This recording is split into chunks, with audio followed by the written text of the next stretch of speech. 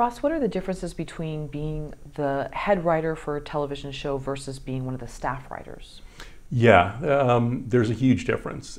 Even when you are the number two person or persons on a writing staff, it's not the same as being the head writer. When you're the head writer on the show, you're the decision maker. You have to say, yes, that's the story we're gonna develop, or I don't think that's quite right, or all those decisions. You make 5,000 decisions a day, whether it's about a line or a joke or the word that to use in the description or a whole series arc for the season.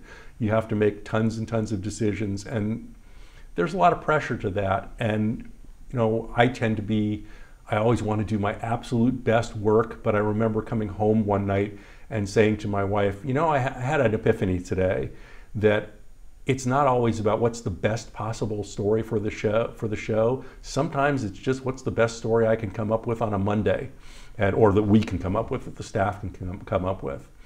I think also when you're a staff writer rather than the showrunner, it can be frustrating. Sometimes you have different ideas from the showrunner, and you really, really know in your heart you're right, but you don't get to do it, and so you have to find a way to make peace with that. On the other hand, I found that especially my earliest jobs, Cosby was my first staff job, I learned so much from the experienced writers on the show. I mean, I was good enough to be allowed in the writing room, but they had so much more experience and had written so many more shows and were so much more facile at the work that needed to be done, and had it's almost like I had the play school toolbox for how to write, and they had the real professional 3-level toolbox of how to do it. So I think that's actually one of the joys of being a staff writer, is even though you may be frustrated they're not doing it your way, I think you should say, this is the Harvard Graduate School of Comedy Writing or Drama Writing if you're on a drama, and I'm in a room with real seasoned professionals, and this is a learning opportunity. But it sounds like also too, being the head writer is not always what it's cracked up to be, because then you have the ones that are underneath, metaphorically, that there may be, tugging at what you want versus, what are some of the there's a room full of people. They're talented. They also all have human foibles and egos and whatever else. One of the rules I tried to set up in my writing room with the writers is, I not only think it's okay for you to disagree with me, I certainly hope you disagree with me, right up until the point where I say, okay, I've made a decision and this is what we're doing. Because at that point, I'm driving the bus and I've got to do that. And by the way, I'll be wrong a lot of the time. That's just the way it is.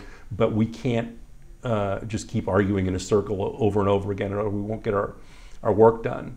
It's very demanding that way.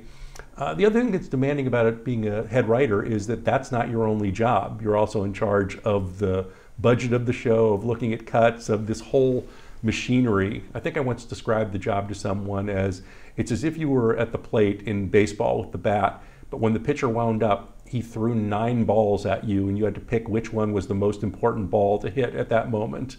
And because you have to prioritize your time, everybody needs something from you, and so you've got to learn how to juggle that. You've also got to learn how to trust your staff then.